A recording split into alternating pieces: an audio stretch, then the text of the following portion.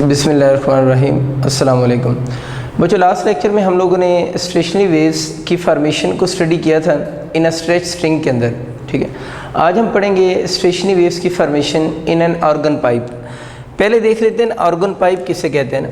Organ pipe basically a wind instrument होता है in which longitudinal stationary waves are found. तो इसको लिख लेते हैं। इसकी डेफिनेशन बच्चों मैंने आपके लिए लिखी है कि wind instrument in which longitudinal stationary waves are found. तो ये आप लोगों ने बात याद रखनी है कि ऑर्गन पाइप या एयर कॉलम के अंदर लॉन्गिट्यूडनल स्टेशनरी वेव्स बनेगी।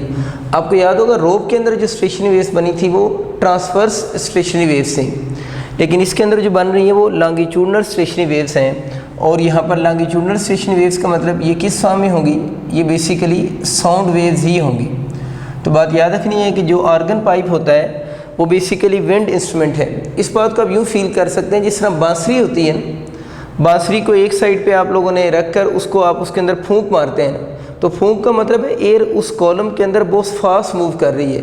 तो फास्ट मूविंग एयर को जो आपकी फूंक से जनरेट हो रही है उसी को हम क्या बोलते हैं, विंड भी कहते हैं ना। तो बेसिकली जब एयर फास्ट मूव करती है उसी को विंड कहते हैं। तो ऑर्गन पाइप बेसिकली वही बांसुरी की तरह का इंस्ट्रूमेंट है, विंड इंस्ट्रूमेंट होता है in which longitudinal stationary waves mean कौन सी वेव्स, साउंड वेव्स प्रोड्यूस होंगी। ऐसे पाइप को हम ऑर्गन पाइप या इसको हम एयर कॉलम का नाम दे रहे होते हैं। तो आपको ये बात समझ आ गई कि इसके अंदर जो वेव्स हैं स्टेशनरी उनको हम लॉन्गिट्यूडनल स्टेशनरी वेव्स कहेंगे और जो कि एक्चुअली कौन सी वेव्स हैं, साउंड वेव्स हैं। इस ऑर्गन पाइप में भी स्टेशनरी वेव्स जो रोप में बनती है उसी तरह नोड्स भी बनते हैं और एंटी नोड्स भी बनते हैं। तो आप लोगों ने बच्चे नोड्स के बारे में और एंटी नोड्स के बारे में सारी बातें वही याद रखनी है जो प्रीवियस लेक्चर में है।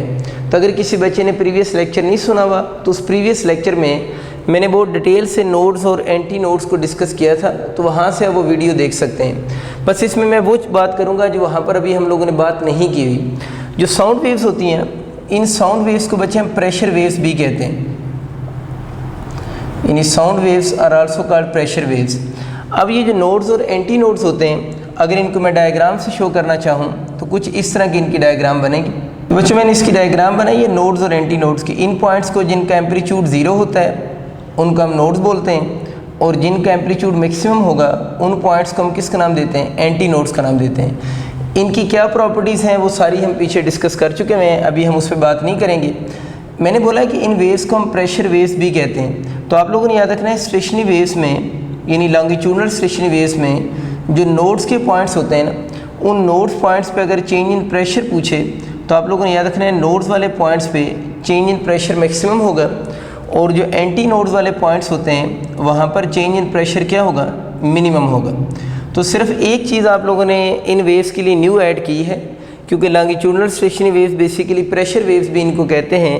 तो एक वर्ड आप लोगों ने सिर्फ ऐड करना है, बाकी सारी प्रॉपर्टीज़ वही पुरानी हैं कि इनके नोड्स के ऊपर चेंज इन प्रेशर मैक्सिमम होगा और इनके एंटी नोड्स के ऊपर चेंज इन प्रेशर मिनिमम होगा। बाकी इनके जो रेस्ट ऑफ प्रॉपर्टीज़ हैं वो सारी वही हैं जो ऑलरेडी आप लोग पढ़ चुके हैं। इस प्रेशर के साथ आप चाहें तो एक और चीज़ भी ऐड कर सकते हैं, चेंज इन डेंसिटी की भी बात कर सकते हैं कि नोड्स जो पॉइंट्स होते हैं इनमें चेंज इन डेंसिटी भी मैक्सिमम होती है, और जो एंटी नोड्स वाले पॉइंट्स होंगे उनमें डेंसिटी में चेंज भी क्या होगी, मिनिमम होगी। तो बस ये चीज़ें याद रखनी है कि ये जो लॉन्गिट्यूडनल स्टेशनरी वेव्स होती हैं असल में साउंड वेव्स होती हैं, और जो इसके नोड्स के पॉइंट्स होते हैं वहाँ पर प्रेशर भी मैक्सिमम होगा और डेंसिटी भी मैक्सिमम होगी। इसी तरह जो एंटी नोड्स के पॉइंट्स होते हैं वहाँ पर प्रेशर भी क्या होगा, मिनिमम होगा, और फिर डेंसिटी भी जो होगी मीडियम की यानी एयर मॉलिक्यूल की डेंसिटी भी वहाँ पर क्या होगी, मिनिमम ही होगी। अब बच्चों हम बात कर लेते हैं टाइप्स ऑफ ऑर्गन पाइप की। ऑर्गन पाइप की बच्चों अगर हम टाइप्स की बात करें, इसकी 2 टाइप्स बनती हैं। एक को हम कहते हैं both end open organ pipe, और जो दूसरा होता है वो one end close organ pipe है। ये बच्चे मैंने दोनों की डायग्राम भी बना दी है। ये देख लें, ये वाला जो ऑर्गन पाइप है ये आपको बोथ एंड से ओपन नज़र आ रहा है, और ये वाला जो ऑर्गन पाइप है इसका एक एंड तो ओपन है लेकिन दूसरा इसका जो एंड है वो क्लोज एंड है। तो 2 तरह के ऑर्गन पाइप्स हो गए, एक both end open organ pipe है और एक one end close organ pipe है। अगर दोनों की फंडामेंटल फ्रिक्वेंसी पे हम इसकी डायग्राम बनाएं कि इसके अंदर स्टेशनरी वेव्स की डायग्राम किस तरह की बनेगी, तो मैं दोनों की फंडामेंटल फ्रिक्वेंसी की बनाता हूँ। ये जो मैंने डायग्राम बनाई है ना, ये both end open organ pipe में फंडामेंटल फ्रीक्वेंसी की डायग्राम है। इसके आप देख लें, जो इसके ओपन एंड्स होते हैं ना, ये वाला एंड भी ओपन है, ये वाला एंड भी ओपन है। तो ओपन एंड पे आप लोगों ने याद रखना है हमेशा एंटी नोड ही बनता है, यानी जो ओपन एंड होता है इस ओपन एंड पे हमेशा क्या बनेगा, एंटी नोड बनेगा।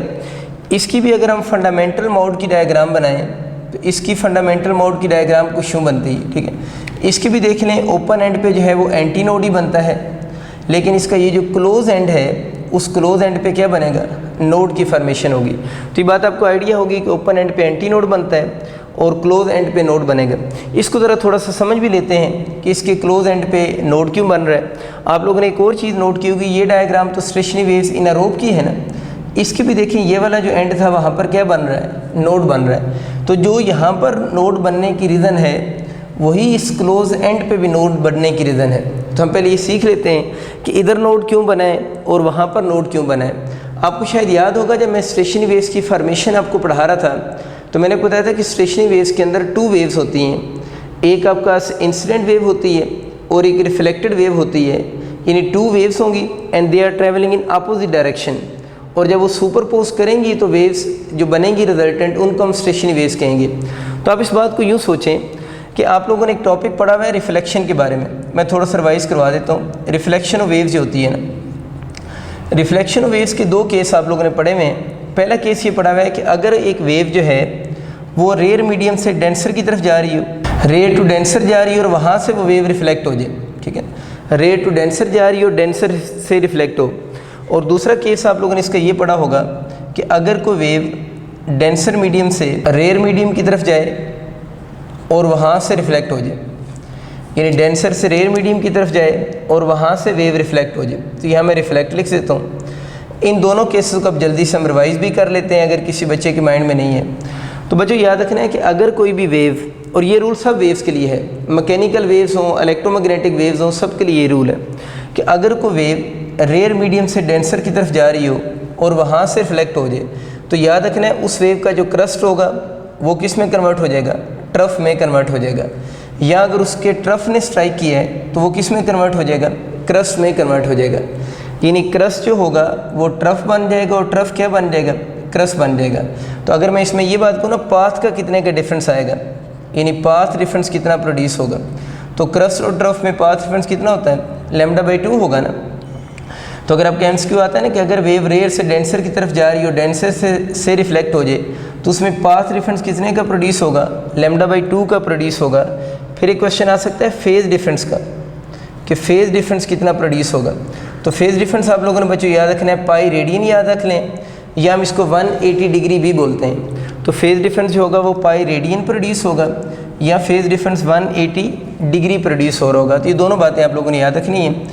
इसकी चीज़ें मैं इधर ऊपर लिख देता हूँ कि अगर कोई वेव डेंसर से रेयर में जा रही है और वहाँ से रिफ्लेक्ट हो जाए तो याद रखना है इसका जो क्रस्ट है वो क्रस्ट ही रहता है जब वो रेयर से रिफ्लेक्ट होती है, और ट्रफ क्या रहता है, ट्रफ ही रहता है। तो आप यूँ कह सकते हैं नो चेंज, इस केस में कोई चेंज नहीं आएगी। नो चेंज का मतलब ये है कि पाथ डिफरेंस की अगर बात करें तो पाथ डिफरेंस भी ज़ीरो होगा। अगर वो फेज़ डिफरेंस की बात करें तो इस केस में फेज़ डिफरेंस भी क्या होगा, ज़ीरो होगा। तो डेंसर से जब वेव रेयर मीडियम में जाती है और वहाँ से रिफ्लेक्ट हो रही हो तो उसमें कोई चेंज नहीं आती। कोई चेंज ना आने का मतलब क्या है, उसका क्रस्ट है तो क्रस्ट वापस आएगा, ट्रफ है तो ट्रफ वापस आएगा, ना पाथ में चेंज आएगी ना फेज़ में चेंज आएगी। ये जो बच्चे मैंने लिखी है ना कि जब डेंसर से रिफ्लेक्ट होती है तो अक्सर जल्दी में आप ना पाथ और फेज़ को मिक्स कर जाते हो। पाथ बेसिकली लैम्डा की फॉर्म में होता है, फेज़ एंगल है वो पाई यानी रेडियन की फॉर्म में होगा या डिग्री की फॉर्म में होगा।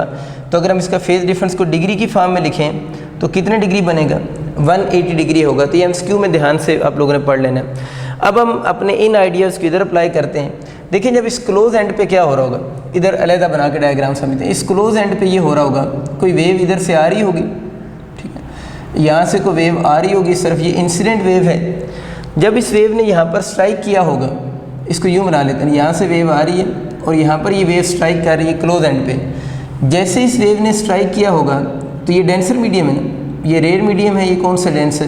तो जब ये वेव वापस रिफ्लेक्ट हुई होगी तो इसका जो क्रस्ट होगा वो किस में कन्वर्ट हो चुका होगा, ट्रफ में कन्वर्ट हो चुका होगा ना। यानी इधर से जो वेव आ रही है उसका क्रस्ट आ रहा है, लेकिन जो वापस जा रही है उसका क्या आ रहा है, ट्रफ आ रहा है। अब बच्चों देखना ये कि जब ये दोनों वेव्स आपस में सुपरपोज करेंगी तो उन दोनों का बिहेवियर कौन सा होगा, कंस्ट्रक्टिव बिहेवियर होगा या डिस्ट्रक्टिव बिहेवियर होगा। तो एक का क्रस्ट जब दूसरी के ट्रफ के साथ मिलता है तो उस वक्त उन दोनों वेव्स का जो बिहेवियर होगा वो कौन सा होना चाहिए, डिस्ट्रक्टिव बिहेवियर होगा। डिस्ट्रक्टिव बिहेवियर मीन कि ये एक दूसरे को क्या करेंगी, कैंसिल आउट करेंगी और as a result the formation of nodes हो रही होगी। तो इसका मतलब कि नोड्स की फॉर्मेशन कैसे हो रही है, जब आप लोग पास जो दो वेव्स मिल रही हैं और दोनों कैसे बिहेव कर रही हैं, डिस्ट्रक्टिव बिहेवियर शो कर रही हैं और हमें क्लोज एंड पे क्लियरली नज़र आ रहा है कि रेयर से जब वेव डेंसर की तरफ गई है और वहाँ से रिफ्लेक्ट होने के बाद एक का क्रस्ट जब दूसरी के ट्रफ के साथ मिला है तो उन्होंने एक दूसरे को कैंसिल आउट किया है, as a result formation of nodes हो रही है। अगर हम बच्चे इस रोप के ऊपर वही रूल अप्लाई करें तो इसके एंड पे भी यही हो रहा है कि जब वेव इस तरफ जा रही है तो रेयर से किसकी तरफ जा रही है, डेंसर से, और डेंसर से जब वो क्या होगी, रिफ्लेक्ट होगी तो उसमें फेज डिफरेंस आ जाएगा पाई रेडियन का या 180 डिग्री का।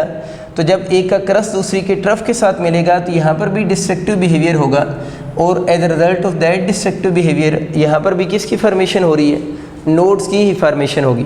ये सारी बातें मैंने इस वजह से समझाई हैं, ये वाली बात आपको क्लियर हो, क्योंकि अक्सर बच्चों को माइंड में आता है कि सर यहाँ से वेव तो गुजर रही है, ये ओपन एंड है, ठीक है, यहाँ से वेव रिफ्लेक्ट होती है तो इंसिडेंट वेव जा रही है, रिफ्लेक्टेड वेव वापस आ रही है, तो इंसिडेंट और रिफ्लेक्टेड अपोजिट डायरेक्शन में ट्रैवल करती हुई, अब बात समझ रहे हैं ना, इधर से इंसिडेंट जा रही है ना, इसकी बात करो, इंसिडेंट जा रही है, रिफ्लेक्टेड वापस आ रही है, वो कंबाइन होंगी तो ठीक है, कंस्ट्रक्टिव या डिस्ट्रक्टिव बिहेवियर की बेस पे नोड्स और एंटी नोड्स बन जाएंगे। लेकिन अक्सर स्टूडेंट ये सोचते हैं सर यहाँ पर तो ऐसा कुछ हो ही नहीं रहा, यहाँ से वेव तो सीधी क्या कर जाएगी, पास कर जाएगी, यहाँ से वेव की रिफ्लेक्शन के कोई चांसेस नहीं है, ठीक है। तो इसलिए बात मैंने आपको समझाई है। आप बच्चों इस चीज़ को ज़रा समझो ना, ये क्या लिखा हुआ है, वेव डेंसर से किसकी तरफ जा रही है, रेयर मीडियम की तरफ। और क्या रेयर मीडियम से वेव रिफ्लेक्ट होती ही नहीं होती, बिल्कुल होती है। डेंसर से जब रेयर में वेव जाती है तो फिर भी वेव रिफ्लेक्ट होकर आ रही होती है, और जब वेव रिफ्लेक्ट होगी तो उसमें कोई चेंज नहीं आएगी। तो अब यूँ समझ लें कि यहाँ पर जब आप लोगों ने वो एयर आपकी फास्ट मूव कर रही है, एयर विंड की फॉर्म में है ना, वो तेज़ी से एयर मूव कर रही है, तो इस पूरे पाइप में आप अज्यूम कर लें कि डेंसिटी एयर की ज़्यादा है, क्योंकि एयर कम्पैक्ट फॉर्म में है ना, तो एयर की डेंसिटी ज़्यादा है, तो ये डेंसर मीडियम कंसीडर हुआ। और ये बाहर वाली एयर जो होगी उसका तो वॉल्यूम ज़्यादा है, वो कौन सा मीडियम होगा, रेयर मीडियम होगा। तो जब कोई वेव डेंसर मीडियम से किसकी तरफ जाएगी, रेयर मीडियम की तरफ जाएगी, तो क्या रेयर रिफ्लेक्शन नहीं शो करता, रेयर भी तो रिफ्लेक्शन शो करता है ना। तो जब रेयर ने जब वेव यहाँ पर पहुँचेगी नहीं सेंड पे, अब यूँ सोचो, तो ये डेंसर से रेयर की तरफ जा रही है, तो यहाँ से इस रेयर मीडियम ने भी कुछ वेव को क्या कर देना है, रिफ्लेक्शन देनी है। कुछ वेव आगे भी पास कर जाएगी, ये नहीं कि टोटल वेव पीछे रिफ्लेक्ट हो जाएगी, कुछ वेव की पार्ट आगे भी पास कर जाएगा, लेकिन कुछ वेव का पोर्शन बैकवर्ड क्या होगा, रिफ्लेक्ट भी होगा। ये बात माइंड में रखनी, ये नहीं कि सारी की सारी वेव जो है वो सारी वापस आ जाएगी, कुछ वेव ट्रांसमिट हो जाएगी और कुछ वेव वापस क्या होगी, बाउंस बैक होगी। तो अब हमें ये समझ आ गया कि ये रेयर मीडियम से भी रिफ्लेक्शन हो रही होती है, और रेयर मीडियम से जब रिफ्लेक्शन होती है तो कोई चेंज नहीं आती। कोई चेंज का मतलब ये है कि पास में कोई चेंज नहीं आएगी, फेज़ में भी कोई चेंज नहीं आएगी। और अगर इस वेव का इस तरफ क्या जा रहा है, क्रस्ट जा रहा है, तो जो बाउंस बैक होगा वो भी क्या होगा, क्रस्ट ही बाउंस बैक होगा। यानी अगर क्रस्ट इस तरफ गया है तो बाउंस बैक भी क्या हो रहा है, क्रस्ट ही हो रहा है, क्योंकि पास डिफरेंस में चेंज क्या आ रही है, ज़ीरो आ रही है। अब जो देखना है कि जब ये दोनों वेव्स आपस में सुपरपोज करेंगी तो इनका कौन सा बिहेवियर होगा, कंस्ट्रक्टिव होगा या डिस्ट्रक्टिव। देखिए इसका क्रस्ट जब इसके क्रस्ट के साथ मिल रहा होगा तो उस वक्त दोनों का बिहेवियर कौन सा होना चाहिए, कंस्ट्रक्टिव बिहेवियर होना चाहिए। मीन दोनों वेव्स एक दूसरे को सपोर्ट कर रही हैं, एंड एज अ रिजल्ट इस ओपन एंड पे एंटी नोड्स की फॉर्मेशन होगी। तो आपको आइडिया हो गया, कंस्ट्रक्टिव बिहेवियर के रिजल्ट के तौर पर एंटी नोड बनते हैं, और डिस्ट्रक्टिव बिहेवियर के रिजल्ट के तौर पर क्या बनेंगे, नोड्स की फॉर्मेशन हो रही होगी। तो इसलिए ओपन एंड पे जो बनता है वो हमारे पास क्या बनेगा, एंटी नोड बनेगा। और आपको थोड़ा सा आइडिया होगा कि एंटी नोड्स की फॉर्मेशन किस सेंस में हो रही है। इसके बारे में एक और बात भी कुछ बुक्स में उन्होंने लिखी हुई है, वो ये कहते हैं कि ओपन एंड पे एंटी नोड इसलिए बनता है कि यहाँ मॉलिक्यूल्स को फ्रीडम मिलती है। तो ये लफ्ज़ भी आप लोगों ने याद रखना है कि इस एक तो रिफ्लेक्शन वाला रियल कंसेप्ट है ना, ये भी आप याद रखेंगे। और कुछ बुक्स में वर्डिंग में उसने बात लिखी हुई कि जो ओपन एंड होता है आर्गन पाइप का, वह एंटी नोड इसलिए बनता है कि यहाँ मॉलिक्यूल्स को क्या मिलती है, फ्रीडम मिलती है। उस फ्रीडम की वजह से गैस के मॉलिक्यूल एक्सपेंड करते हैं, फ्रीडम की वजह से गैस के मॉलिक्यूल्स क्या करेंगे, एक्सपेंड करेंगे। As a result of that freedom जो एक्सपेंशन होगी उस एक्सपेंशन की वजह से क्या बनेगा, एंटी नोड्स की फॉर्मेशन होगी। इस क्लोज एंड पे मॉलिक्यूल्स की रिस्ट्रिक्टेड मोशन होगी, ये वर्ड याद रखना है, क्लोज एंड पे रिस्ट्रिक्टेड। तो क्लोज एंड पे मॉलिक्यूल्स की रिस्ट्रिक्टेड मोशन होती है and as a result of that restricted motion nodes are formed. और ओपन एंड पे मॉलिक्यूल्स को क्या मिलती है, फ्रीडम मिलती है मॉलिक्यूल्स को and as a result of that freedom antinodes are formed. बस ये दो बातें आप लोगों ने याद रखनी है। तो आपको आइडिया हो गया है कि नोड्स कैसे बनते हैं और इनमें एंटी नोड्स की फॉर्मेशन कैसे हो रही है। और हम लोगों ने देखा कि आर्गन पाइप की 2 टाइप्स हैं, एक both end open organ pipe है और 1 एंड क्लोज आर्गन पाइप है। अब हम इनके मैथमेटिकल रिलेशनशिप्स और डायग्राम्स को डिटेल से देखते हैं। अब बच्चों, हम इन दोनों आर्गन पाइप्स के फार्मूलाज की बात करते हैं कि इनके मैथमेटिकल फार्मूलाज कौन से होंगे। आप ये याद कर लें कि both end open organ pipe जो होगा, इसके जो फार्मूलाज हैं फ्रीक्वेंसी के हैं या वेवलेंथ के हैं, वो सेम एज रोप हैं। तो सिंपल आप यही याद रख लें तो ईजी हो जाएगा आप लोगों के लिए कि रोप के जो फार्मूला आप लोगों ने याद किए हैं वही फार्मूले both end open organ pipe के हैं। एक सिर्फ डिफरेंस है कि वहाँ पर जो वी थी ना, वो speed of stationary waves in a rope थी, लेकिन इन फार्मूला में जो वेव यूज़ होगी वो स्पीड ऑफ साउंड वेव्स होगी। तो एक चीज़ का सिर्फ डिफरेंस आएगा कि वी यहाँ पर जो होगी वो स्पीड ऑफ साउंड वेव्स होगी, वहाँ पर जो वी थी वो speed of stationary waves in a rope थी। बाकी फार्मूला की जो शेप होगी वो सेम होगी, ठीक है। वहाँ पर आप लोग जो लेते थे रोप की लेंथ लेते थे, एल जो थी फार्मूला में रोप की लेंथ थी, और यहाँ पर जो लेंथ होगी वो डेफिनेटली किसकी लेंथ होनी चाहिए, आर्गन पाइप की लेंथ होगी। तब मैं इसके फार्मूलाज आपके सामने लिखता हूँ। पहले फ्रीक्वेंसी के लिख लेते हैं, एफ एन किसकी इक्वल होगा, एन एफ वन होगा। एफ वन फंडामेंटल फ्रीक्वेंसी अगर आपको उसकी याद हो तो वी बाई कौन सा हो जाएगा, 2L। वी स्पीड ऑफ यहाँ पर कौन सी होगी, साउंड वेव्स, और ये जो एल होगी वो लेंथ ऑफ आर्गन पाइप होगी। ओपी में लिख रहा हूँ, ज़ाहिर है हम both end open organ pipe पढ़ रहे हैं तो length of both end open organ pipe होगी। इस फार्मूले को अगर ऊपर वाले फार्मूला में पुट कर दें तो F N equal to N, और एफ वन की जगह पर वी बाई कौन सा हो जाएगा, 2L हो जाएगा। तो ये जनरल फार्मूला इसकी फ्रीक्वेंसी के बन गया। एन की वैल्यूज़ यहाँ पर 1 2 3 एंड सो ऑन ही होंगी।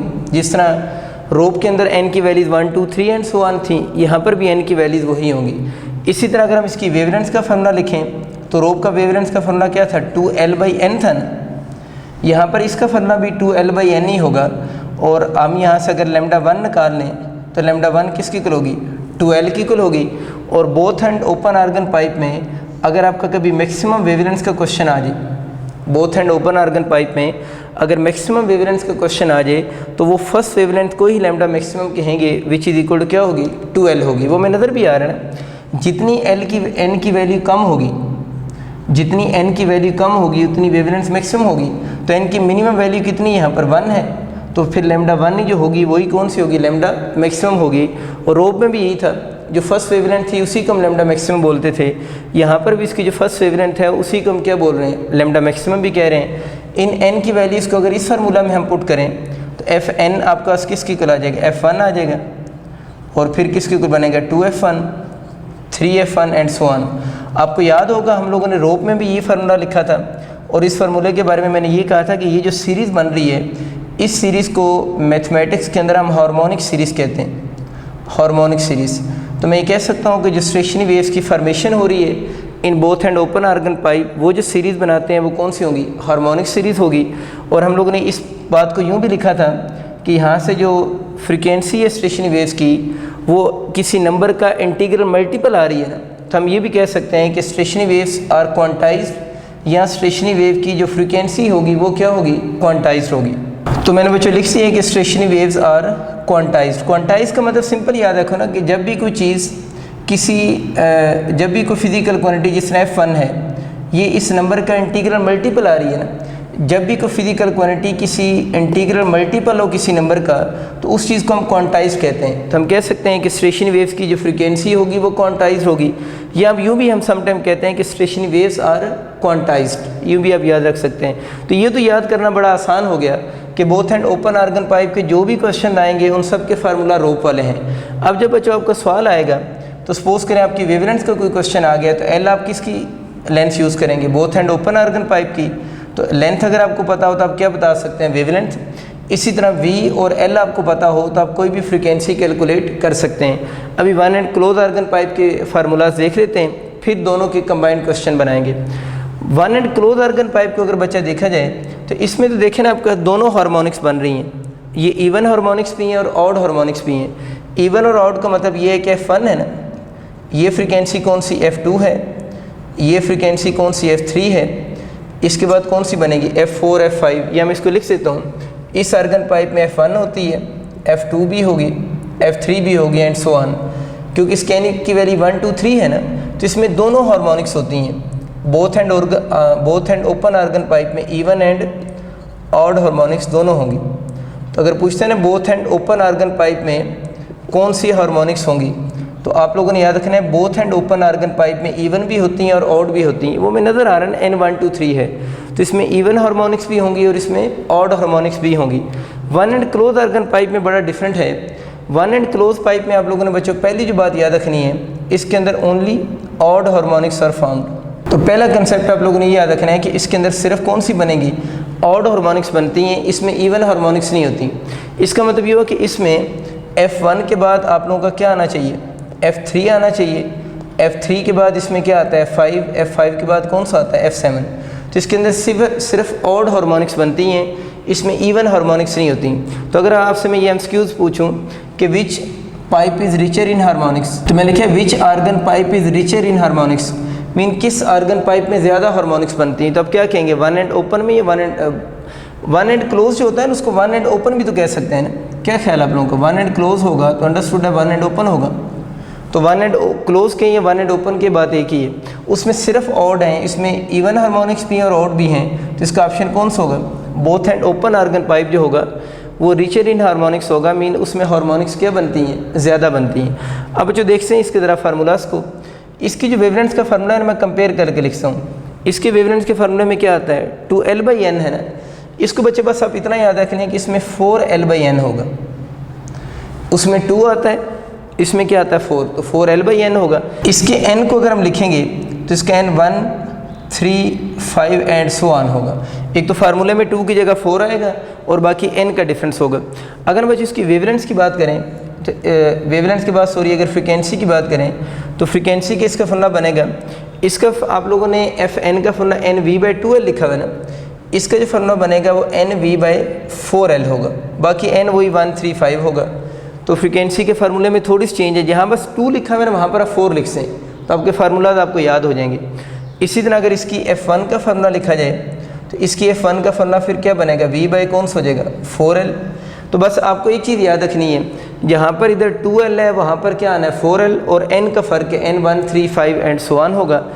बिल्कुल उसी तरह जिस तरह इसकी लैम्डा मैक्स 1 जो है वो लैम्डा मैक्सिमम है, इसी तरह अगर one end close organ pipe की आपसे मैक्सिमम वेवलेंस पूछे तो हम ये बोलेंगे जो लैम्डा 1 होगी वही इसकी कौन सी बनेगी, मैक्सिमम वेवलेंस भी होगी, और उसका फार्मूला कौन सा होगा 4L के इक्वल बनेगा। तो ये तो बच्चे बेसिक फार्मूला से आपको फार्मूला ही याद करने के लिए सिर्फ एक ही टेक्निक याद रखनी कि इसके फार्मूले सारे रोप वाले हैं, उसके फार्मूले जो हैं उनमें इसमें जहाँ 2L लिखा हुआ है उसमें क्या लिख दें 4L लिख दें। L यहाँ पर किसकी लेंथ होगी, वन एंड ओपन या one end close organ pipe की लेंथ होगी, इसमें length both end open organ pipe भी है। V इसमें भी स्पीड ऑफ साउंड वेव्स है, इसमें भी V किसकी स्पीड है, साउंड वेव की स्पीड है। N का थोड़ा फ़र्क है, इसमें N 1 2 3 होता है और इसमें N जो होगा सिर्फ कौन सी वैल्यूज़ होंगी, ऑड वैल्यूज़ होंगी। ये बच्चों बोर्ड पे मैंने आपके लिए कुछ डायग्राम बनाई हैं, कुछ diagram both end open organ pipe की हैं, ये one end close organ pipe की हैं, और ये रोप यानी वो जो स्ट्रेच स्ट्रिंग है ना उसकी डिफरेंट डायग्राम्स हैं। अब क्वेश्चन समटाइम यूँ भी आ सकता है कि आपको डायग्राम इनमें से कोई एक डायग्राम गिवन हो और आपसे पूछे बताएं ये कौन सी हार्मोनिक है, यानी कौन सी हार्मोनिक है, ये कौन सा ओवरटोन है। तो इस तरह का क्वेश्चन आ सकता है कि आपसे डायग्राम आपको गिवन हो और डायग्राम को देखकर आप लोगों ने बताना हो ये कौन सी हार्मोनिक है या ये कौन सा ओवरटोन है। तो ये 2 क्वेश्चन आप लोगों ने अब सॉल्व करने हैं कि डायग्राम को देखकर कैसे गेस करेंगे कि हार्मोनिक यानी फ्रीक्वेंसी कौन सी है या इसका ओवरटोन कौन सा है ना। रोप या स्ट्रेच स्ट्रिंग के लिए तो बहुत आसान होता है ना। रोप में तो ये होता है जो नंबर ऑफ़ लूप्स होती हैं, रोप के अंदर जो नंबर ऑफ़ क्या होती हैं लूप्स होती हैं वो हार्मोनिक को शो करती हैं। इसमें 1 लूप है तो फर्स्ट हार्मोनिक, इसमें 2 लूप्स हैं तो सेकंड हार्मोनिक, इसमें 3 लूप्स हैं तो थर्ड हार्मोनिक। तो रोप में तो बहुत आसान है कि नंबर ऑफ़ लूप्स जो होंगी वो फ्रिक्वेंसी या हार्मोनिक्स को शो करेंगी। 1 loop first harmonics, 2 loop second harmonic, 3 loops third harmonic. ठीक है, अब ये बात होगी कि इनके ओवरटोन को कैसे कैलकुलेट करेंगे। अब बच्चों अगर हम इन फ्रिक्वेंसीज़ को देख के ओवरटोन लिखना चाहते हैं तो ओवरटोन तो बहुत आसान होता है। उसका सिंपल सा रूल होता है कि लेट से आप लोगों ने फर्स्ट ओवरटोन बताना है, सेकंड ओवरटोन बताना है या थर्ड ओवरटोन बताना है ना, ये एंड सो ऑन। तो जो ओवरटोन लिखा होता है ना, इन्हें अगर आप लोगों ने फर्स्ट ओवरटोन आप लोगों ने देखना है कौन सी फ्रीक्वेंसी का फर्स्ट ओवरटोन कहेंगे, तो जो भी ओवरटोन लिखा हुआ है उसके अंदर 1 ऐड कर दें तो कितना आंसर आ गया 2। तो इसका मतलब ये होगा फर्स्ट ओवरटोन वो किसको कहेगा, सेकंड फ्रीक्वेंसी को कहेगा। तो ये डायग्राम फिर किसकी होगी, आपके पास फर्स्ट ओवरटोन की होगी।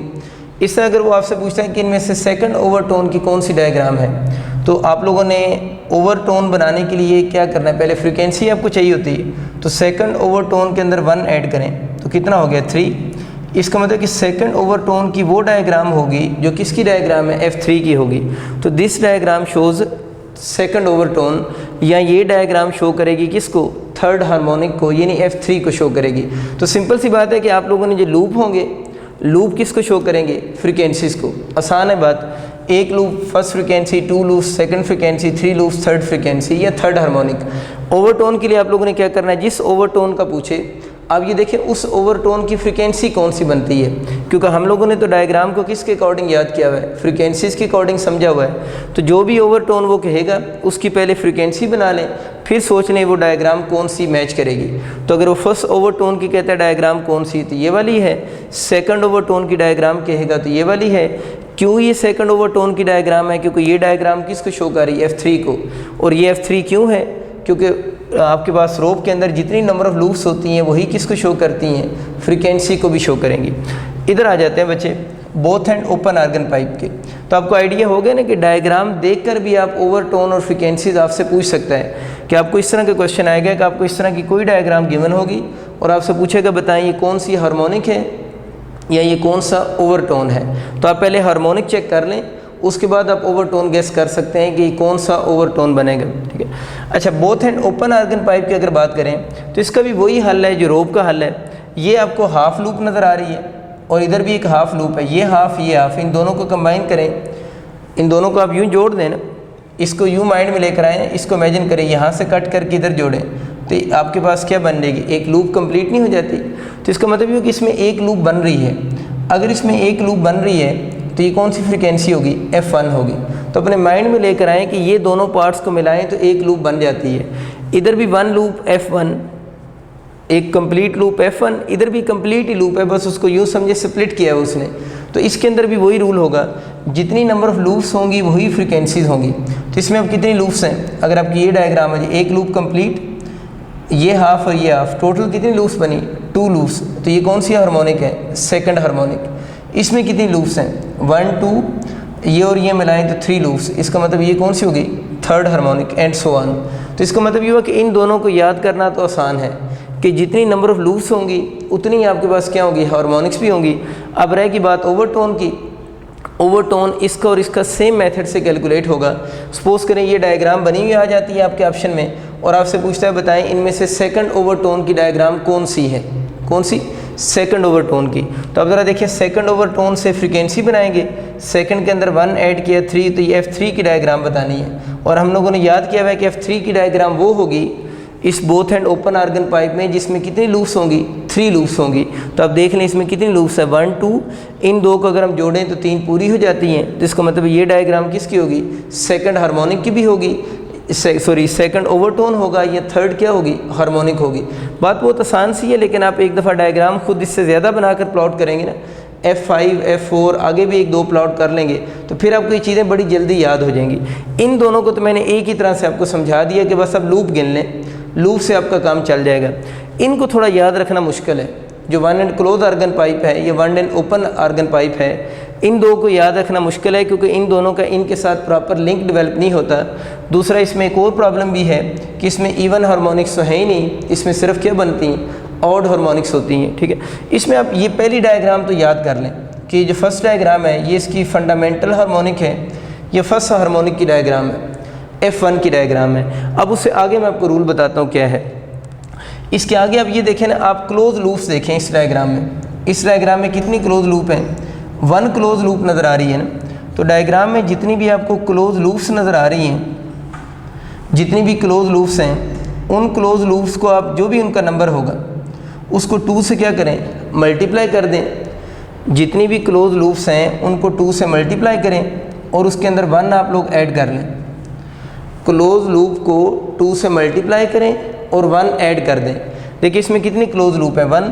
तो यह 1 को किससे मल्टीप्लाई करेंगे? 2 से, प्लस 1 ऐड करें तो 2 + 1 कितना हो गया? 3। इसका मतलब है कि ये डायग्राम जो होगी वो आपके पास किसको शो करेगी? F3 को शो करेगी। तो आपको समझ आ गया इसकी हार्मोनिक्स कैसे निकालनी है। हार्मोनिक्स निकालने के लिए जो लूप, इसको अब लूप नहीं बोल रहा, इसमें मैंने बोला क्लोज लूप आपको, यानी पूरी कंप्लीट लूप बनती हुई नज़र आ रही है, उसको सिर्फ काउंट करें, इसको ड्रॉप कर दें। जितनी भी क्लोज लूप का नंबर जो भी बनेगा उसको 2 से मल्टीप्लाई करें और 1 ऐड करें तो आपके पास उसकी फ्रीक्वेंसी निकल आएगी। ठीक होगी बात? इसके ऊपर बच्चे दोबारा रूल ज़रा अप्लाई करो। अब जल्दी से वीडियो को पास करो ना, इसके ऊपर वही रूल अप्लाई करो और चेक करो आपका आंसर मेरे साथ मैच कर रहा है या नहीं कर रहा। इसमें कितनी क्लोज लूप्स हैं? 2। मैंने क्या बोला? क्लोज लूप को 2 से मल्टीप्लाई करें। यहाँ पर क्लोज लूप 2 ही हैं तो रूल के अकॉर्डिंग 2 से मल्टीप्लाई किया और 1 ऐड किया तो 2 × 2 4 + 1, तो आंसर कितना हो गया? 5। इसका मतलब है कि ये वाली डायग्राम जो है वो किसको शो करेगी? F5 को शो करेगी। तो बहुत आसान सी बात है कि आप लोग इस तरह इस केस में फ्रीक्वेंसी गेस कर सकते हैं कि वो किस फ्रीक्वेंसी की बात हो रही होगी। तो इस केस में ये डायग्राम किसको शो करेगी? F5 को शो करेगी, क्योंकि इसमें 3 के बाद क्या आता है? 5 आता है। एक डायग्राम मैं बना रहा हूँ, इसको आप कमेंट सेक्शन में मुझे आंसर करना है ये किस हार्मोनिक को शो कर रही है। ये बच्चों मैंने आपके लिए डायग्राम स्केच कर दी है। आप लोगों ने मुझे अब कमेंट सेक्शन में बताना है कि ये वाली डायग्राम किस हार्मोनिक को शो कर रही है, यानी इसका नीचे नंबर आप लोगों ने बताना है, इसकी फ्रीक्वेंसी कौन सी होगी। तो ये तो मैं समझ आ गया कि इसके अंदर अगर आपको लूप पता हो, क्लोज लूप गिनने, इस छोटे से पोर्शन को छोड़ देना है, ठीक है। क्लोज लूप गिन लें और उसके बाद आप ये देख लें कि आपके पास हार्मोनिक्स किस तरह कैलकुलेट होंगी। जो भी क्लोज लूप्स होंगी उनको 2 से मल्टीप्लाई करके 1 क्या करें? ऐड करें। तो आपको ये समझ आ गया कि इसकी हार्मोनिक्स कैसे कैलकुलेट करनी है। अब बच्चों हम बात करते हैं कि इसके जो 1 एंड क्लोज आर्गन पाइप है इसके ओवरटोन को हम कैसे गेस करेंगे, क्योंकि इसकी फ्रीक्वेंसी कैलकुलेट करना अभी हम लोगों ने सीख ली है। अब बच्चों हम देखते हैं कि जो ओवरटोन होता है ना, उससे कैसे पता चलेगा कि कौन सा ओवरटोन किस फ्रीक्वेंसी को शो कर रहा है। अगर आपसे क्वेश्चन आ जाता है फर्स्ट ओवरटोन की डायग्राम कौन सी है, ये यूँ क्वेश्चन आ जाता है कि फर्स्ट ओवरटोन किस फ्रीक्वेंसी को शो कर रहा है, एक ही बात है ना। तो हमें फ्रीक्वेंसीज अब समझ आई हुई हैं। इसका तरीका ये होता है कि इससे फ्रीक्वेंसी कैसे बनाएंगे। याद रखना है कि बोथ हैंड ओपन के साथ इसके मेथड मैच नहीं करेंगे। इसका तरीका ये होता है कि इसके शुरू में जो भी नंबर लिखा हुआ है ना, इस नंबर को सपोज करें आप n कह दें, जो भी स्टार्ट में ओवरटोन के स्टार्ट में जो नंबर लिखा हुआ है ना, इस नंबर को मैं n बोल रहा हूँ। जो स्टार्ट में ओवरटोन के नंबर लिखा होगा इसको मैं क्या बोल रहा हूँ? n, ठीक है। उस n को आप लोगों ने 2 से मल्टीप्लाई करना है और उसमें 1 क्या कर दें? ऐड कर दें। तो जो आंसर आएगा वो आपकी फ्रीक्वेंसी होगी। इसका मतलब ये कि अगर आपका क्वेश्चन आ जाता है ना first overtone 1 end close organ pipe में किस फ्रीक्वेंसी को शो कर रहा है, या आपसे कभी क्वेश्चन आ जाता है कि फर्स्ट ओवरटोन की फ्रीक्वेंसी फाइंड आउट करें, तो कौन सी फ्रीक्वेंसी आप लोगों ने फाइंड आउट करनी है? First overtone mean 2n + 1, n वो नंबर है, n की जगह 1 पुट करें तो 2 × 1 2 हो गया, +1 3। इसका मतलब कि फर्स्ट ओवरटोन जो होगा वो किसको शो करेगा? F3 को शो करेगा। बात आपको समझ आ गई। इस पे अप्लाई करें जल्दी से। सेकंड ओवरटोन की मुझे बताएं कौन सी फ्रीक्वेंसी बनेगी। तो इस n की जगह 2 लिखो, 2 × 2 4, 4 + 1 5। इसका मतलब कि सेकंड ओवरटोन अगर कभी कैलकुलेट करने को क्वेश्चन आ जाए तो उसका मतलब क्या होगा? 5 होगा। ये आपको ये क्वेश्चन आ जाता है इनमें से कौन सी डायग्राम सेकंड ओवरटोन को शो कर रही है। तो आप ज़रा चेक करें कि सेकंड ओवरटोन बनता कौन सी फ्रीक्वेंसी है? 5। तो ये डायग्राम हमें पता है किसको शो कर रही है? F5 को शो कर रही है। इसी तरह अगर आपकी थर्ड ओवरटोन का कभी पूछता है तो 3 को 2 से मल्टीप्लाई करें, 6 + 1 7। इसको मैंने कि थर्ड ओवरटोन इसका क्या बनेगा? F7 बनेगा। तो अक्सर बच्चे की गलती यही होती है बच्चों के कि ओवरटोन से फ्रीक्वेंसीज बनाते हुए अक्सर कंफ्यूज होते हैं। और यहाँ से अब आप इजीली इस मेथड को यूज़ करके अगर आपको ओवरटोन गिवन हो तो वहाँ से फ्रीक्वेंसीज भी कैलकुलेट कर सकते हैं। अब बच्चों हम कुछ MCQ देखते हैं इन दोनों टॉपिक्स के जो आपके आ सकते हैं। मैंने एक MCQ लिखा है कैलकुलेट फर्स्ट ओवरटोन, ठीक है, in 1 end close organ pipe. 1 end open बोले या 1 एंड क्लोज बोले एक ही होता है, वो बोथ एंड ओपन होता है दूसरा ना। अच्छा, फर्स्ट ओवरटोन बताना है in 1 end close organ pipe. उसकी लेंथ गिवन है 50 सेंटीमीटर। अच्छा 50 सेंटीमीटर लेंथ है, इसको तो पहले आप मीटर बना लें, 100 से डिवाइड करें तो कितना मीटर बन जाएगा, 1/2 मीटर या 0.5 मीटर हो जाएगा, ठीक है। At a temperature of 10 centigrade, अच्छा आपको टेम्परेचर क्वेश्चन में गिवन है 10 सेंटीग्रेड और पूछ रहा है कि फर्स्ट ओवरटोन बताएं। तो मुझे ये बताएं कि इसका मैंने क्या रूल आपको बताया था कि वो कौन सी फ्रीक्वेंसी पूछ रहा है। इसका रूल क्या था, 2n+1 था ना फ्रीक्वेंसी बनाने का तरीका। तो फर्स्ट ओवरटोन में n कितना है 1, तो 2 को 1 से करेंगे 2 + 1 तो कितना हो गया 3। इसका मतलब है कि इस क्वेश्चन में आपसे 1 एंड क्लोज आर्गन पाइप की F3 पूछ रहा है। आपको शायद याद हो इसका जो फार्मूला था ना Fn का फार्मूला आप लोगों ने लिखा था NV/4L। इसका जो फार्मूला था Fn का वो NV/4L था और n आपको यहाँ पर 3 गिवन है, तो आप पुट कर दें v इक्वल टू कौन सा 3 है। अगर हम पुट कर देंगे n इक्वल टू 3 ना, क्योंकि n आपको 3 गिवन है, तो F3 आपके पास बन जाएगा 3v/4L हो जाएगा, ठीक। तो n यहाँ से आप लोगों ने कैलकुलेट कर लिया, इस रूल के अकॉर्डिंग n3 बना है, तो F3 पूछ रहे हैं, वो 3v/2L है। अब क्वेश्चन में हमें F3 बताने के लिए लेंथ चाहिए, वो तो हमें क्वेश्चन में गिवन है, वो कितनी है 1/2 है लेंथ। दूसरी जो चीज़ चाहिए आपको v चाहिए, और आर्गन पाइप में v पता है ना किसकी स्पीड होती है, साउंड की स्पीड को बोलते हैं। यानी आर्गन पाइप में v जो होगी वो स्पीड ऑफ क्या होगी, साउंड को हम कहेंगे। अब मसला ये है कि क्वेश्चन में हमें स्पीड ऑफ साउंड तो कहीं गिवन ही नहीं है, हमें तो सिर्फ क्या गिवन है, टेम्परेचर गिवन है और लेंथ पाइप की गिवन है, हमें स्पीड ऑफ साउंड का कोई आइडिया नहीं है। तो अगर बच्चों आपको टेम्परेचर गिवन हो और स्पीड ऑफ साउंड गिवन ना हो, वैसे ज़्यादातर जो सवाल आएंगे ना आपको स्पीड ऑफ साउंड गिवन होगी, और अगर क्वेश्चन के अंदर स्पीड ऑफ साउंड गिवन नहीं है तो जब हम खुद से कभी स्पीड ऑफ साउंड यूज़ करते हैं ना, तो हम यूजली 340 मीटर पर सेकंड यूज़ करते हैं। अगर गिवन ना हो तो हम खुद से 340 यूज़ करते हैं। लेकिन अगर क्वेश्चन में टेम्परेचर गिवन हो तो टेम्परेचर से फिर हम स्पीड ऑफ साउंड खुद कैलकुलेट करेंगे। अगर टेम्परेचर भी ना गिवन हो ना और क्वेश्चन में स्पीड ऑफ साउंड भी ना हो, खुद से यूज़ कभी करनी पड़े तो हम यूजली 340 यूज़ कर लेते हैं। लेकिन अगर टेम्परेचर गिवन हो तो फिर स्पीड ऑफ साउंड हम खुद कैलकुलेट करेंगे कि कितनी बनेगी। अगर हमें टेम्परेचर गिवन हो तो फिर हम स्पीड ऑफ साउंड को इस फार्मूला से कैलकुलेट कर सकते हैं, Vt = V0 + 0.61 × T से, ठीक है। T टेम्परेचर होगा and this temperature is taken in centigrade. इस फार्मूले में T को सेंटीग्रेड में ही पुट करना है। V0 स्पीड ऑफ साउंड होती है एट 0 सेंटीग्रेड, यानी 0 सेंटीग्रेड पे स्पीड ऑफ साउंड की सिंबल V0 है। आपको खुद से याद होना चाहिए कि 0 सेंटीग्रेड पे स्पीड ऑफ साउंड 332 होती है। वैसे भी याद रखना है कि अगर कभी क्वेश्चन में 0 सेंटीग्रेड हो जाए तो आप डायरेक्ट यूज़ करेंगे, स्पीड ऑफ साउंड 332 मीटर पर सेकंड होगी। इसने तो खैर टेम्परेचर 10 सेंटीग्रेड गिवन था, यहाँ पर T 10 सेंटीग्रेड ही पुट करना है, यहाँ पर केल्विन में कन्वर्ट नहीं करना। वैसे यूजली हम टेम्परेचर को केल्विन में कन्वर्ट करके पुट करते हैं फार्मूला में, क्योंकि सिस्टम इंटरनेशनल में टेम्परेचर की यूनिट केल्विन है, लेकिन यहाँ पर सेंटीग्रेड ही इस फार्मूला में यूज़ होता है। तो 332 + 6.1 हो जाएगा, तो ये बन जाएगा आपका 338.1, या इसको अप्रॉक्सीमेट करके हम 338 मीटर पर सेकंड लिख सकते हैं। तो हमने एक और चीज़ भी सीख ली कि अगर हमें कोई टेम्परेचर सेंटीग्रेड में गिवन हो तो उस पर्टिकुलर टेम्परेचर पे हम स्पीड ऑफ साउंड कैलकुलेट कर सकते हैं, और स्पीड ऑफ साउंड हम इस फार्मूला से कैलकुलेट करेंगे, और इसमें T temperature is taken in centigrades. अब हम अपने फार्मूला की तरफ दोबारा वापस आते हैं बच्चों। देखिए हमारा F3 किसकी इक्वल था, 3V था ना, 3 × 338 / 4L है, 4 और L किसकी इक्वल है 1/2 मीटर था। अगर ये 1/2 मीटर है तो इसको आप इससे कैंसिल करें, तो आपका क्या बन गया, 2 4 से कैंसिल हो गया, 2 बच गया। अब बच्चे हम ये कर सकते हैं कि इस 2 को 338 से डिवाइड कर सकते हैं। इससे अगर आप इसको कैंसिल करेंगे तो 169 बन जाएगा। अब आप लोगों ने 169 को 3 से मल्टीप्लाई करना है, ये आप इजीली कर सकते हैं, ठीक है। 169 को 3 से मल्टीप्लाई करोगे तो आंसर आपका 507 हर्ट्ज़ हो जाएगा। तो इसका जो करेक्ट ऑप्शन बनेगा, फिर आप लोगों के पास कौन सा ऑप्शन होगा, अल्फ़ा ऑप्शन होगा। तो मैंने बच्चे आपको बताया कि अगर स्पीड ऑफ साउंड बिल्कुल ही गिवन ना हो तो खुद से 340 यूज़ करनी है। अगर टेम्परेचर गिवन हो तो फिर टेम्परेचर को यूज़ करके इस फार्मूले से हम स्पीड ऑफ साउंड बना सकते हैं। और तीसरी और जो नॉर्मल पॉसिबिलिटी होती है कि आपको क्वेश्चन में स्पीड ऑफ साउंड क्या होती है, गिवन होती है, और इस फार्मूले की अगर हम जनरलाइज फॉर्म लिखें तो हम इस फार्मूले को यूँ भी लिख सकते हैं, Fn किसकी इक्वल होता है NF1, ठीक है ना। n मैंने यहाँ पर आपको क्या बताया था 1 3 5 एंड सो ऑन, तो इसकी जनरलाइज फॉर्म क्या बनेगी F1 उसके बाद क्या आ जाएगा 3f1, उसके बाद क्या आ जाएगा 5f1। तो ये जो फार्मूला है ना, इसके बारे में याद रखना है, इसकी दो जनरलाइज फॉर्म होती हैं। एक तो ये वाली जनरलाइज फॉर्म है fn इक्वल टू nf1, इसमें n की वैल्यू 1, 2, 1, 3, 5 ही हम यूज़ करते हैं, और n पुट करें तो f1, 3f1, 5f1 आ जाएगा, ठीक है।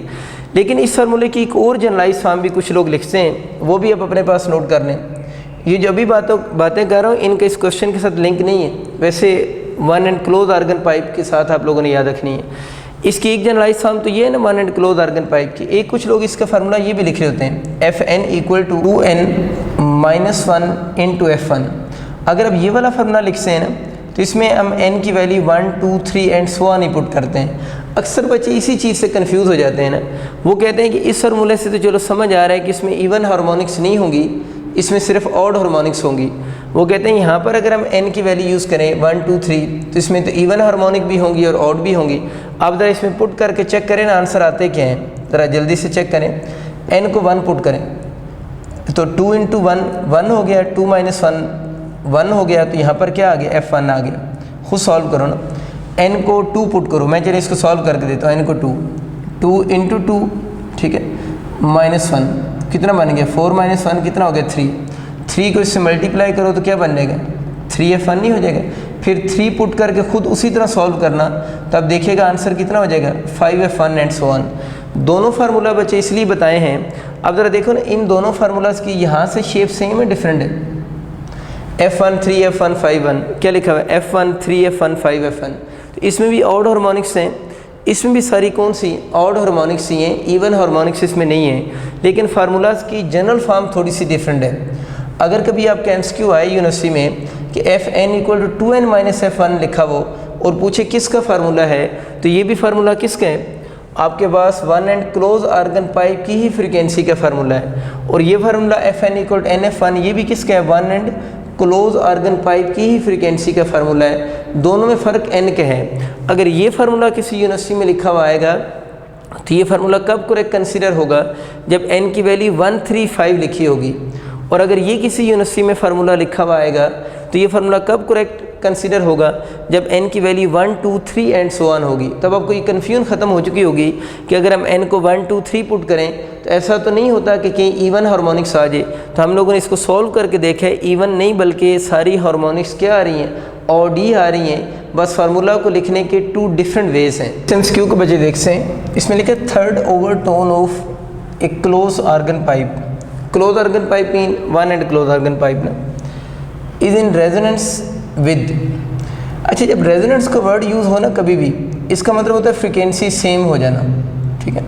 वैसे तो रेजोनेंस पे इंटीग्रल मल्टीपल भी होते हैं ना, तो जब जनरली कभी भी कहीं पर भी वर्ड रेजोनेंस पढ़ें, इसका मतलब होता है कि दो डिफरेंट सिस्टम की फ्रीक्वेंसी आपस में सेम हो गई है। तो एक क्लोज आर्गन पाइप का थर्ड ओवरटोन की फ्रीक्वेंसी सेम हो गई है, यानी रेजोनेंस हो गई है विद फोर्थ हार्मोनिक। अच्छा, इसमें हार्मोनिक है of an open organ pipe. Open organ pipe mean both end open organ pipe.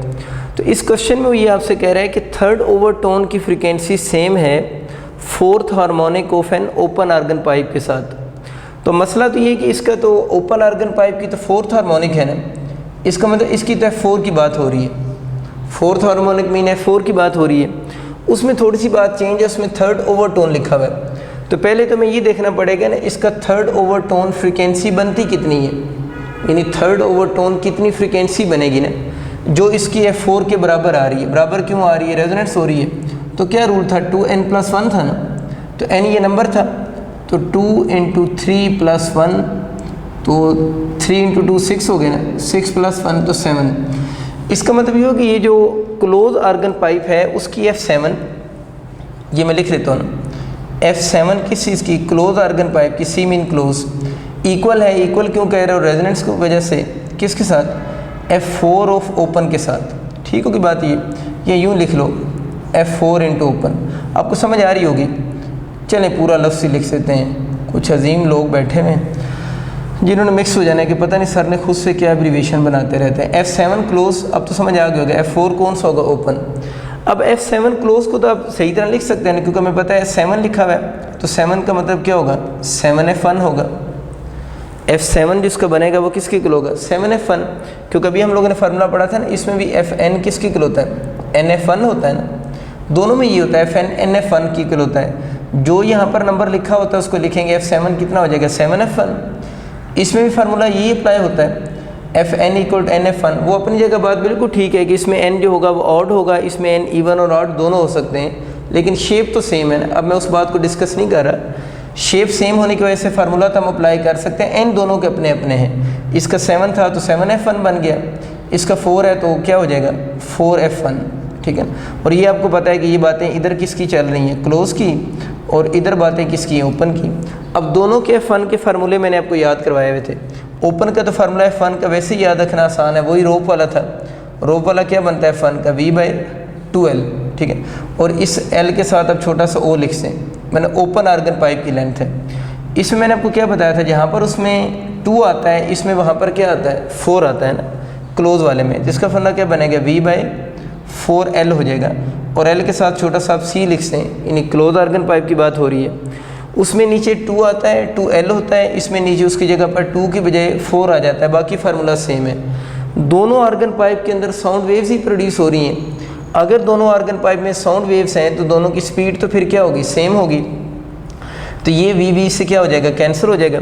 अब क्वेश्चन क्या है कि L क्लोज की L ओपन के साथ रेशियो बताओ, तो इस क्लोज को दूसरी तरफ ले जाते हैं फिर, तो इसको ज़रा ध्यान से लिखो ना, ये क्या बन जाएगा L close over L open, ठीक है। इस L क्लोज को मैं सिर्फ लेकर चला गया, L ओपन उसका अपना अभी उधर लिखा हुआ ना, इसका ये वाला 2 इस 4 से कैंसिल हो जाएगा, तो इधर सिर्फ क्या बच जाएगा 2। तो अब आपका L क्लोज उस तरफ चला गया है, ये 2 उधर मल्टीप्लाई हो रहा है, इधर आकर डिवाइड हो जाएगा।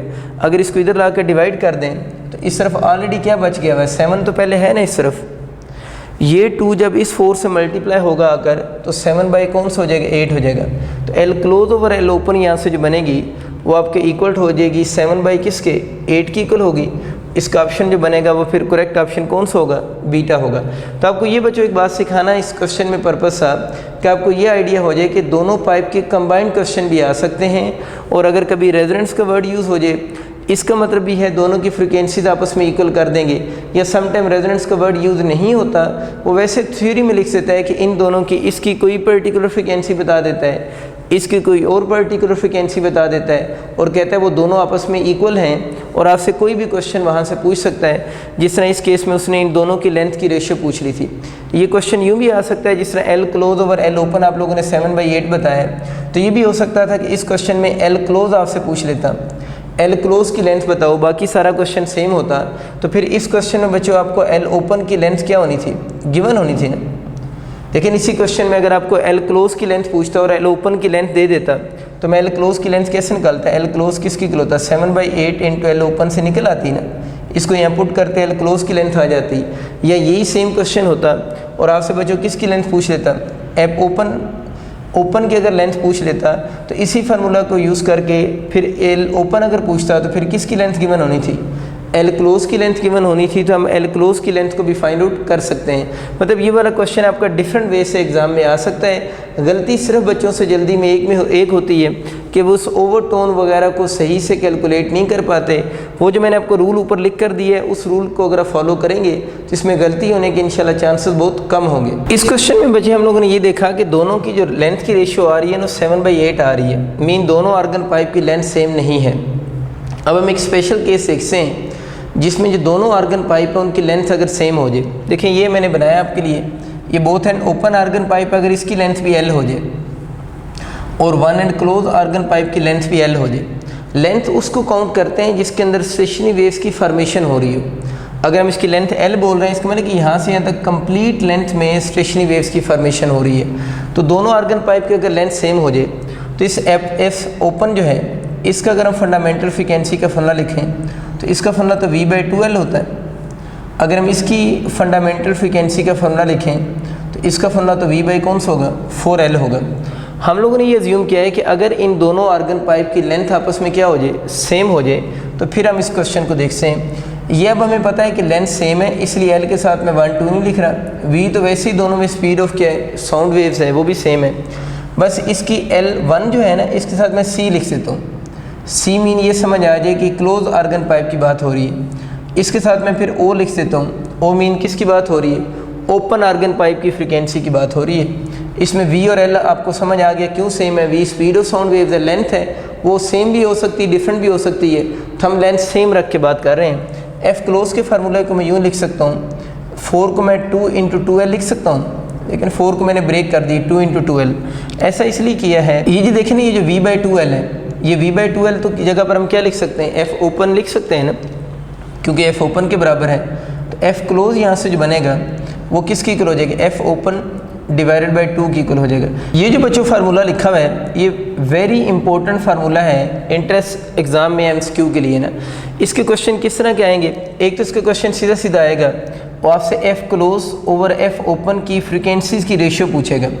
तो आप लोगों को याद रखना है F close over F open की फ्रीक्वेंसीज़ की रेशियो 1 रेशियो क्या बनेगी, 2 बनेगी। जनरल क्वेश्चन आएगा कि अगर वो समटाइम क्वेश्चन में आर्गन पाइप की लेंथ सेम कह दे या सेम ना भी कहे, ना भी सेम कहे, तो इसका मतलब है लेंथ हम सेम ही एज्यूम करेंगे। तो F close over F open organ pipe की अगर फ्रीक्वेंसीज़ की रेशियो पूछे तो 1 रेशियो क्या होगी, 2 होगी। एक तो ये वाले क्वेश्चन आएंगे। दूसरे MCQs इसके इस तरह के आएंगे, सपोज करें आपसे कहता है कि एफ ओपन आर्गन पाइप की जो फंडामेंटल फ्रीक्वेंसी है, सपोज करें उसकी फंडामेंटल फ्रीक्वेंसी आपको 10 हर्ट्ज़ की गिवन है। एफ ओपन आर्गन पाइप की फंडामेंटल फ्रीक्वेंसी 10 हर्ट्ज़ गिवन है और आपसे क्वेश्चन में पूछता है कि एफ क्लोज आर्गन पाइप की फंडामेंटल फ्रीक्वेंसी बताएं। ओपन की गिवन है, आपसे क्लोज की पूछता है, तो कैसे करेंगे, सिंपल इसमें आप पुट कर दें एफ ओपन 10 डिवाइड बाई 2, तो एफ क्लोज की फ्रीक्वेंसी कितनी हो जाएगी, 5 हर्ट्ज़। तो मैं कह सकता हूँ इस क्वेश्चन में मैं ये कहना चाह रहा हूँ, अगर आपको एफ ओपन गिवन हो तो आप एफ क्लोज बता सकते हैं, या अगर आपको एफ क्लोज गिवन हो तो आप क्या बता सकते हैं, एफ ओपन भी फाइंड आउट कर सकते हैं। तो आपके इस तरह के बच्चे क्वेश्चन आएंगे, एक तो रेशियो के क्वेश्चन आएंगे या आपसे ये फार्मूला पूछ लेगा। अब ये ध्यान से देखना है कि अगर F close over F open पूछे तो फिर 1/2 है, लेकिन अगर F open by F close पूछे तो फिर 2/1 होगा। और दूसरा ये जो मैंने आपको पैटर्न करवाया है, इस पैटर्न में क्या हो रहा है कि अगर आपको एफ ओपन यहाँ पर गिवन थी तो आप लोगों ने एफ क्लोज बता दिया। अगर किसी क्वेश्चन में आपको एफ क्लोज गिवन हो तो आप वहाँ से क्या बता सकते हैं, एफ ओपन भी बता सकते हैं। एफ ओपन कैसे कैलकुलेट होगी, एफ ओपन को इसी साइड पे रहने दें, इसको इधर ले आएँ तो क्या बन जाएगा, 2f क्लोज नहीं हो जाएगा। तो अगर आपको क्लोज आर्गन पाइप की फ्रीक्वेंसी गिवन हो तो आप ओपन आर्गन पाइप की फंडामेंटल फ्रीक्वेंसी कैलकुलेट कर सकते हैं। एक और बच्चों मैंने आपके लिए MCQ लिखा है, इसकी मैंने डायग्राम बनाई है, इस डायग्राम से इसकी स्टेटमेंट समझ लें आप लोग। ये एक both end open organ pipe है, इसकी लेंथ L है और इसके अंदर आपके पास स्टेशनरी वेव्स की फॉर्मेशन हो रही है। ये मैंने इसके अंदर फंडामेंटल फ्रीक्वेंसी की डायग्राम बनाई है।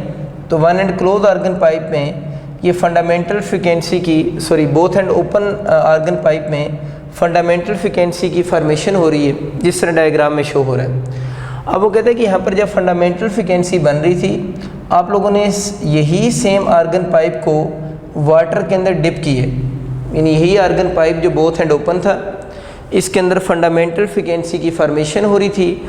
आप लोगों ने इस आर्गन पाइप को किसके अंदर डिप किया, वाटर के अंदर डिप किया। यूँ समझिए both end open organ pipe था ना, किसी टब के अंदर पानी पड़ा हुआ था, आप लोगों ने इसको हाफ वाटर के अंदर डिप कर दिए, यानी वाटर के अंदर कितना इसको डिप किए, हाफ इसको वाटर में डिप कर दिए।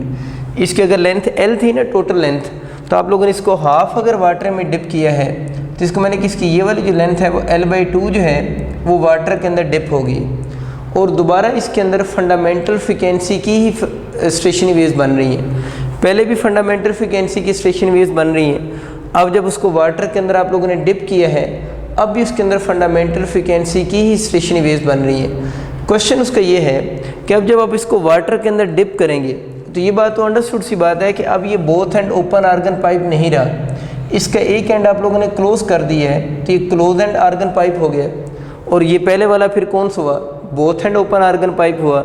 और मैं क्वेश्चन की स्टेटमेंट में बता रहा हूँ कि इसको हाफ वाटर के अंदर डिप किया है और दोनों के अंदर किसकी फॉर्मेशन हो रही है, फंडामेंटल फ्रीक्वेंसी की ही वेव्स की फॉर्मेशन हो रही है। तो इसकी फंडामेंटल फ्रीक्वेंसी की डायग्राम ये बनेगी। तो क्वेश्चन उसका ये है कि F close over F open की रेशियो बताओ, यानी यहाँ पर जो स्टेशन वेव्स बन रही हैं और यहाँ पर जो स्टेशन वेव्स बन रही हैं उनकी फ्रीक्वेंसीज़ की रेशियो बताओ। अगर आपको याद हो तो अभी थोड़ी देर पहले मैंने बात की थी कि F close over F open जो बनेगा वो तो किसकी इक्वल होगा, 1:2 होगा। तो समटाइम बच्चे गलती ये करते हैं, ये ओपन आर्गन पाइप है, ये क्लोज आर्गन पाइप बन गया, क्लोज हो गया ना, नीचे पानी आ गया ना, क्लोज आर्गन पाइप हो गया, तो वो जल्दी में इसका ऑप्शन 1:2 ही यूज़ कर लेते हैं। इस क्वेश्चन में अगर आप 1:2 यूज़ करोगे तो ये आपका आंसर रॉन्ग कंसिडर होगा। अब यहाँ पर 1:2 क्यों नहीं कंसिडर कर रहे? शायद आपको याद हो जब मैं ये 1:2 वाली बात आपको समझा रहा था तो मैंने बात ही की थी कि ये वाला फार्मूला उस वक़्त अप्लाई होगा जब दोनों आर्गन पाइप की लेंथ सेम होगी। और लेंथ के बारे में मैंने बताया था कि वो लेंथ आर्गन पाइप की काउंट होती है जिसके अंदर स्टेशनरी वेव्स की फॉर्मेशन हो रही हो। ये मैंने थोड़ी देर पहले बात रिपीट की थी, अब वीडियो के पीछे जाके सुनेंगे तो आपको ज़्यादा बात क्लियर होगी कि लेंथ यहाँ पर फार्मूला में हम कौन सी पाइप की यूज़ करेंगे जिसके अंदर स्टेशनरी वेव्स की फॉर्मेशन हो रही है। तो यहाँ पर इस both end open organ pipe में तो लेंथ L के अंदर स्टेशनरी वेव्स की फॉर्मेशन हो रही है फंडामेंटल मोड की ने।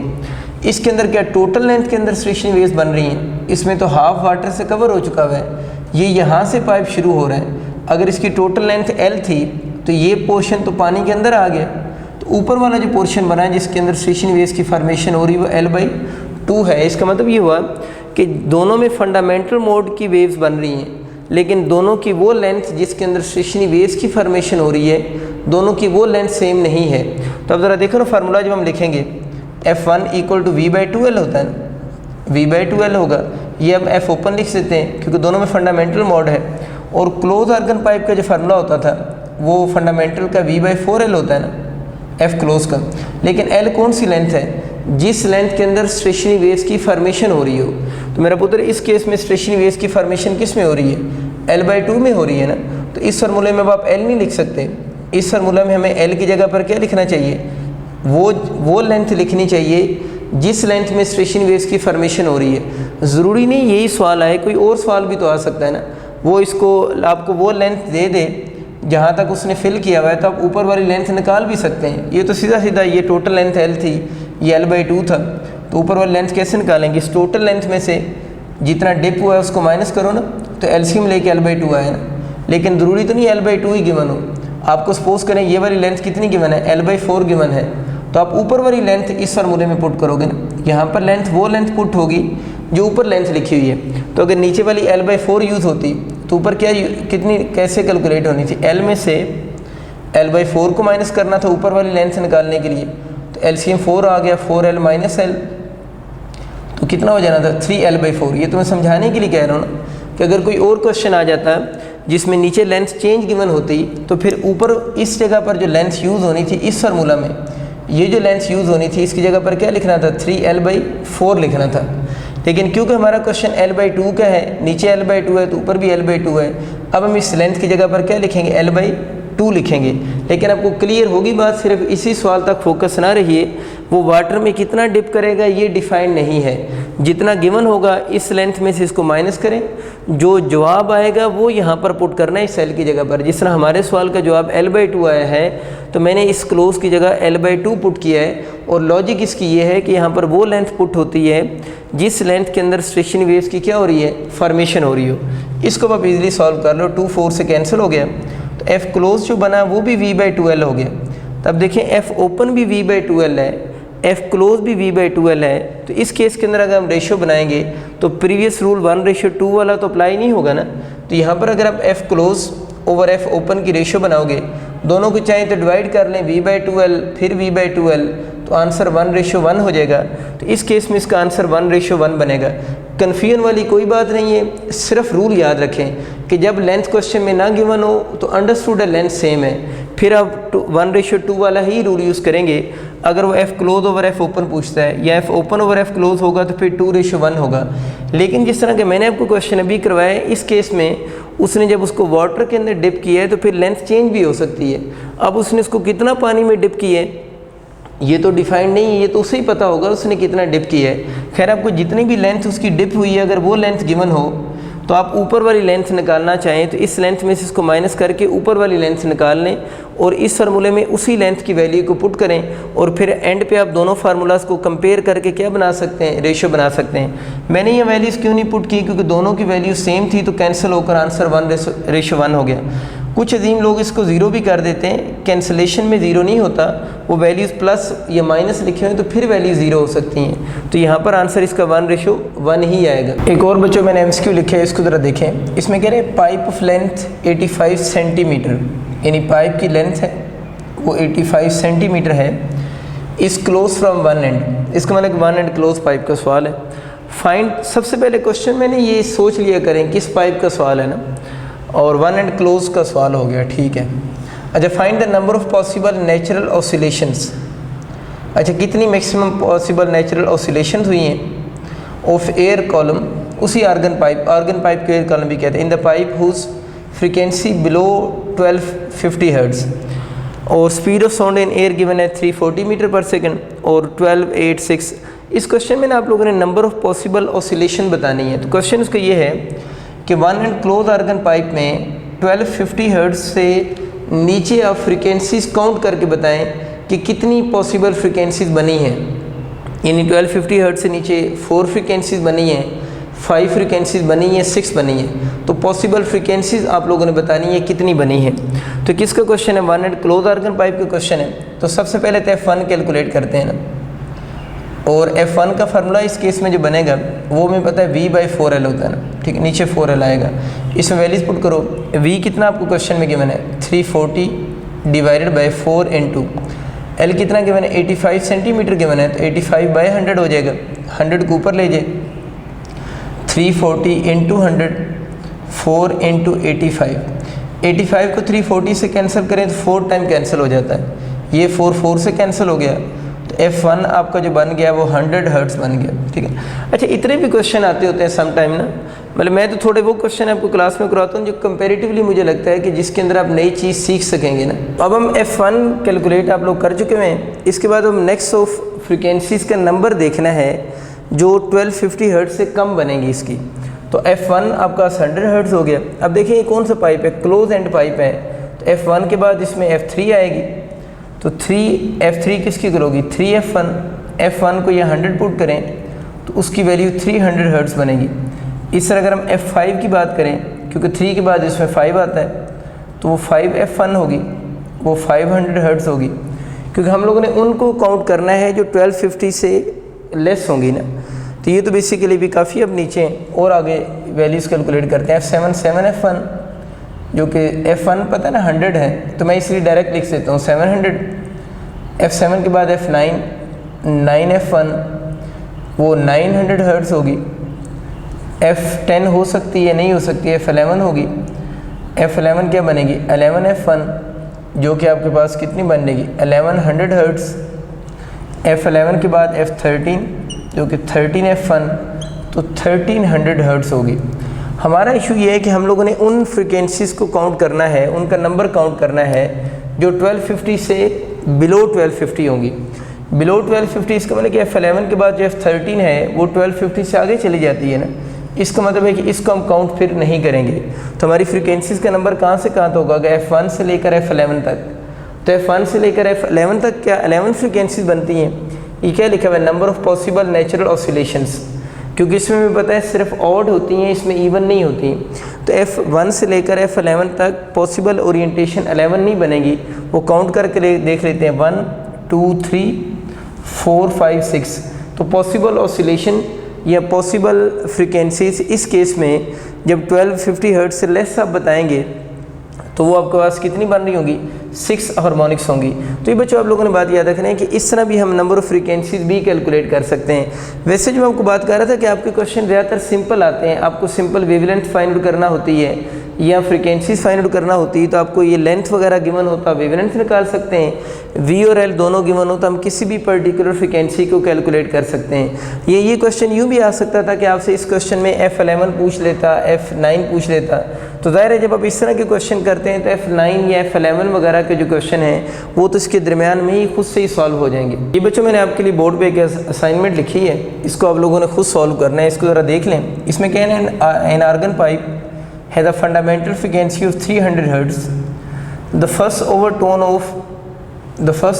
of closed organ pipe has the same frequency as the first overtone of open organ pipe. यानी दोनों की फ्रीक्वेंसीज वो कह रहा है सेम फ्रीक्वेंसी है। First overtone of close organ pipe की किसके साथ सेम है? First overtone of open organ pipe. How long is each pipe? दोनों पाइप की आप लोगों ने लेंथ लेनी, लेंथ फाइंड आउट करनी है। और स्पीड ऑफ साउंड जब यूज़ करेंगे वो 330 मीटर पर सेकंड यूज़ करेंगे। और अब क्वेश्चन में मैंने इनके दोनों का आंसर वैसे नीचे लिख दिए हैं। ओपन आर्गन पाइप की लेंथ आपकी 55 सेंटीमीटर के क्लोज होगी और क्लोज आर्गन पाइप की लेंथ 41.25 सेंटीमीटर होगी। तो आप लोगों ने इसको खुद सॉल्व करना है और एंड पे आप देखेंगे कि आपके आंसर ये वाले आ रहे हैं या नहीं आ रहे। अगर आंसर आ जाते हैं तो अच्छी बात है, नहीं आते तो फिर हम इसको जूम क्लास में डिटेल से डिस्कस कर लेंगे। आप सबका बहुत शुक्रिया। अल्लाह हाफिज़।